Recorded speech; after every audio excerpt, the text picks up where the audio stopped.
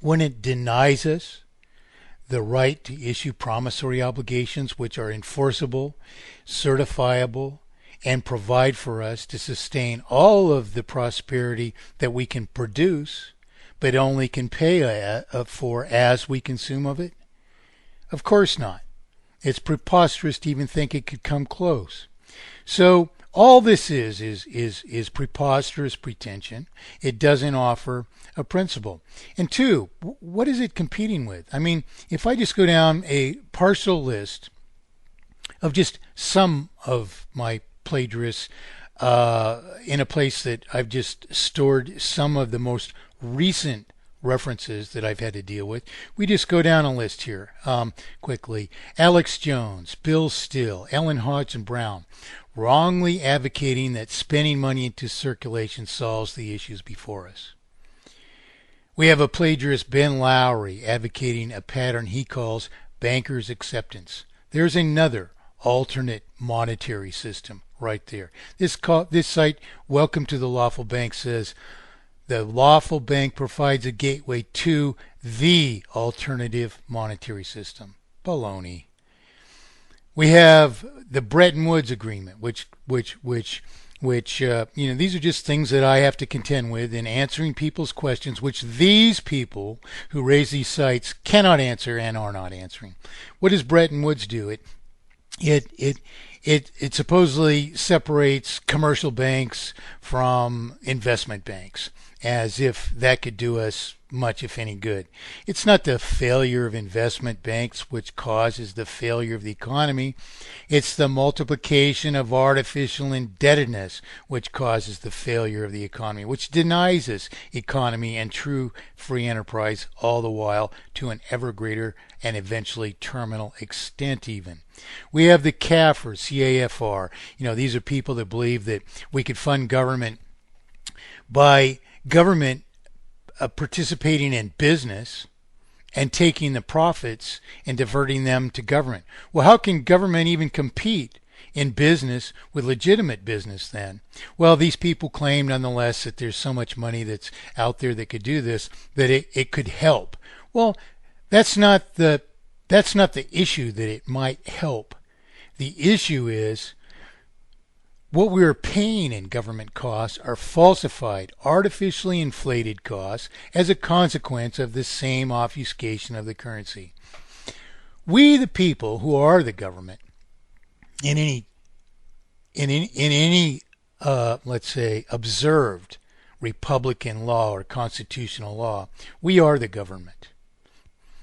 We don't need to borrow our own promissory obligations to pay back whatever the government, quote, borrows, unquote. We don't need to borrow our own promissory obligations into existence at interest, paying the interest and the principal to a mere publisher of evidence of our promissory obligations to each other. That's preposterous. If you want to consider what helps then, what you need to evaluate is, what is the math of this? And how could government even rightly compete in business when it's going to have further costs imposed upon its profits or sustainability even of paying for things which are not intrinsic to production or even delivering production to market? In the way that all this is going to be siphoned off to pay for government. There isn't a drop in the bucket there, but it isn't the way to solve the problems. The problem is all this artificial and falsified costliness imposed upon us for the sake of exploitation, which is what this, quote, financial system, unquote, is all about. So you fix that. You get rid of the banking system. You create this common monetary foundry, and you refinance all debts in one day by software under mathematically perfected economy, obligating the remaining principal, if any, to be paid at the rate of consumption or depreciation of the related property. Period. That and that alone solves the problems and rectifies the state to a sustainable state. CAFR is a preposterous, idea. We have C.H. Douglas. I'm constantly responding to social creditors, they call themselves. Well, C.H. Douglas knew that something was wrong, and he wrote early in the previous century that because the income of labor wasn't sufficient to buy the production of industry, that therefore labor needed some kind of compensation to make up the difference so that it could consume the production of industry. Well, this is, it's an effort, but it's preposterous. The issue isn't whether production has enough income or labor has enough income to afford all the production of industry. The question is whether labor, management, and ownership altogether have enough income to afford the production of industry. And in fact, that's exactly how much they have. So there isn't even a disparity, much less we don't resolve it by this non-disparity by awarding people some amount of money, which he gave some math, which is called the A plus B theorem. It's a preposterous idea as well. It's an attempt to identify what's wrong with the system, but it doesn't get there. It doesn't identify the problem, nor does it offer a real solution, because the real problem is the obfuscation of the currency, which, if and so long as we merely maintain a vital circulation, inherently multiplies artificial falsified indebtedness to this purported banking system until we suffer, as we did while Douglas produced his work, first Great Depression, a second Great Depression, each or subsequent lifespans. The economy doesn't recover from a depression. You start it all over again. You give creditworthiness where the obfuscation of the currency had permanently destroyed all creditworthiness, because the only way of keeping the system alive to the point of terminal failure was to assume ever-escalating sums of artificial falsified debt. And the only way to keep it alive afterward is to assume further debts above an already terminal sum of debt. You cannot recover. You erase and start over again, giving people creditworthiness which was permanently destroyed by the prior system because of the improprieties of the prior system. So this list just goes on. Codben Center, advocating Austrian economics, which addresses interest in the very private banking which itself causes the present terminal failure.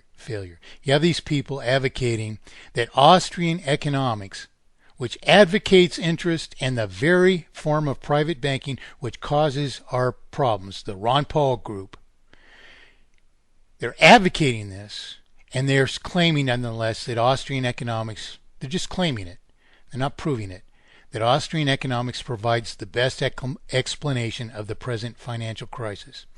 If that were true, they would be able to explain how even to maintain a vital circulation without suffering this inevitable accumulation of inevitably terminal sums of falsified debt. The Austrians haven't even justified the obfuscation of the currency by the banking system, but all their work speaks and writes as if it is justified.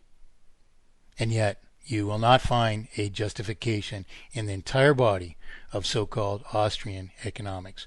They advocate the very problem they're pretending that they best explain here. We have, the list goes on, Committee for the Abolition of Third World Debt. Well, what about the rest of the world's falsified debt? You see, each one of these entities stands up and it cries of one foul offense against us, when unless you get at the root of the problem, you can only suffer that offense. So what is to cry out against third world debt and just to desire to abolish third world debt? What about all of the falsification of indebtedness, which is multiplied into or on the way to terminal indebtedness that all of the more prospering countries suffer as well, which, if we eradicated it, would allow us to better afford the exports, the crafts, the production of third world countries, which would allow them to get on their feet. It's all falsified indebtedness, which we have to resolve to what it should be, not the falsified sum of multiplied falsified indebtedness that is terminal to the entire world now. We have to get to the root of the problem, and the root of the problem is the obfuscation of the currency. We have David Stockman advocating mathematically impossible federal austerity. How can the federal government even afford to pay down the incredible, in fact, the incredibly understated sums of monumental falsified indebtedness that we suffer? Is austerity the issue, or the way around or beyond our problems? Absolutely not. If we serviced the debt, we haven't had a tax increase since David Stockman was in the Reagan administration, advocating that the tax decreases that they deployed, which I proved wouldn't succeed in balancing the federal budget or eliminating or solving price inflation as they claimed. I proved that this would not happen, and they went on their merry way anyway. And David Stockman is a part of that, you see, and he's advocating federal austerity now. We haven't had a tax increase since Reagan restored taxes to what they were before he lowered them. Why? Because we can't afford to service federal debt. If we were servicing the additional federal debt that we've accumulated since way back in the early 1980s, we would be bankrupt now. We would not be able to service our private debts. We would all be in foreclosure. The whole thing would be over in the blink of an eye if you impose federal austerity. So I've seen him speak on 60 Minutes, and he's arguing that, well, we should cut it down some and, at least, work it down a long way if possible. But how? The math is simple. We can't afford it. And why should we afford it? When we understand the obfuscation of the currency is just a falsified debt to this publisher of evidence of our promissory obligations, the real thing that we ought to do is count all prior payments of interest instead toward principal, and there would be no federal debt. You see? So, of course, there are some issues to deal with in that private people own these, these evidences of debt as well. So we have some issues there to resolve, but austerity is impossible, you see. A mathematically perfected economy could actually resolve those debts, and I've showed how, and that's one reason these people are advocating spending money into circulation. They do not understand the details, and that's that. So this list goes on. Congress. We have Congress advocating mathematically impossible debt ceilings. Why not solve the underlying issue, which is this obfuscation of the currency? Why not get rid of this so-called financial industry, this lie of economy, this lie of a financial industry which produces nothing and inevitably dispossesses us of everything that we've produced? Why not solve that issue? Since when has Congress justified the obfuscation of the currency? We have Dennis Kucinich, the American Monetary Institute, Stephen Zarlinga proposing, not proving how, but proposing that interest can coexist with solution without negating solution. That's preposterous.